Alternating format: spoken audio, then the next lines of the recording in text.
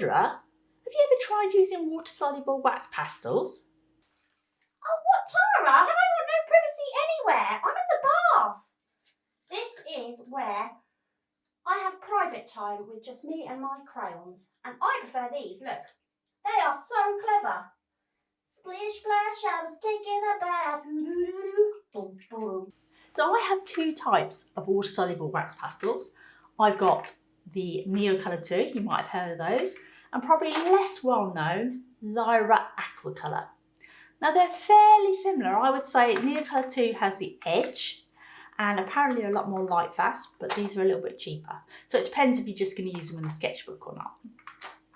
You can also get something fairly similar that is water-soluble oil pastels. And the ones I have here are made by Talens. I'll show you how the 3 different crayons or pastels work and what the differences are. And then I'll try a drawing just to show you how to do it in Neocolor II. So here you can see I've created some blocks of colour of all of the pastels.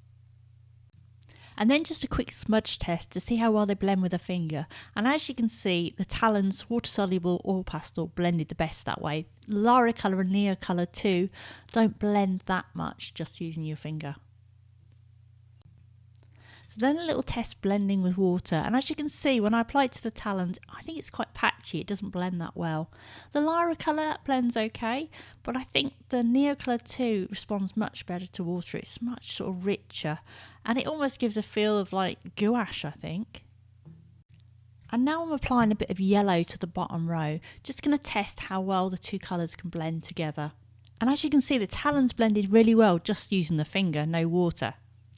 But both the Lyra Aquacolor and the Neocolor II didn't blend hardly at all by smudging with your finger. However, when I started to add water to the Talens, it actually didn't seem to make a lot of difference. You may as well have just blended them with your finger. Now with the Lyra colour, they blended okay. I thought that worked quite well. But again, I think the winner had to be the Neocolor II. I think it really did work well with water. So that crayon you're using, it kind of reminds me of the ones we used to use at school, you know, where you peel the paper off from outside. Is that what it's like? Yeah, they look and feel very much like wax crayons. Well, they are wax crayons, but obviously more expensive because they're much higher quality, and you can also blend them with water. And I've started off with the darkest colour. So I've started off with the shadows in purple and then added some sort of red and bits of orange. And now I'm working into it with different colours that I can see in her face. And it's really interesting because, you know, most people would think, oh, now I need a flesh tone. But actually you're using every colour under the sun apart from flesh colour. But it really works.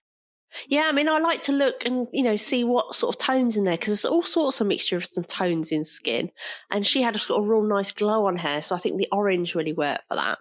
And for the hair, I've put purple underneath the sort of black hair just to try and add a bit more interest, really.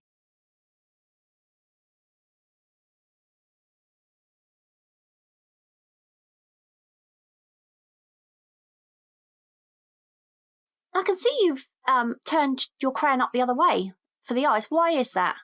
Just to get a sharper point, really, because obviously the other side is a little bit more of an edge. If you want really sharp lines, you can actually take a brush and dampen it and then rub that on the bottom of the crayon and you use it just like you would paint. Can you sharpen these things? You can, but they're just like wax crayons, so you're not going to get a really sharp point on them. So it's probably better if you go for like broader subjects, unless you're going to use, like I said, get a brush, you know, for detail and use it on the end of the crayon. And then I'm going in and just putting shadows, just putting a bit of blue for this sort of background behind her. And everything looks quite, you know, has that wax crayon texture at the moment, but we can blend that with water afterwards. So I'm just adding a bit of blue to her top. And she's got kind of one of those college type tops on. You're basically layering colours, aren't you? And it's giving it a lot more interest. I'm layering colours, and obviously if you were doing this in like a softer pastel, you could blend that with your finger, but we'll blend it with water like I'm doing now. Wow. Yeah, look at that. That changes it completely, doesn't it? From looking sort of textured to, well, it still looks textured, but in a completely different way. Yeah, and I think unlike, you know, you get, what are they called? You know, like pencil crayons and the watercolour pencil crayons. What are they called? I can't think what they're called. Oh, like ink tints, that kind of thing. Yeah, that sort of thing. Well, they give you much more of a watercolour feel, whereas I think these give more of an impression almost like a gouache. They're kind of a bit thicker sort of feel. Yeah, I agree. I think as well, the colours seem to get more vibrant with the water. Is that right? Yeah, definitely. And what I do like is, say, for example, on the hair, you can leave bits that are still, still have a texture, so you don't add water to give that kind of flyaway sort of feel, but then add water where you want a kind of a smoother appearance.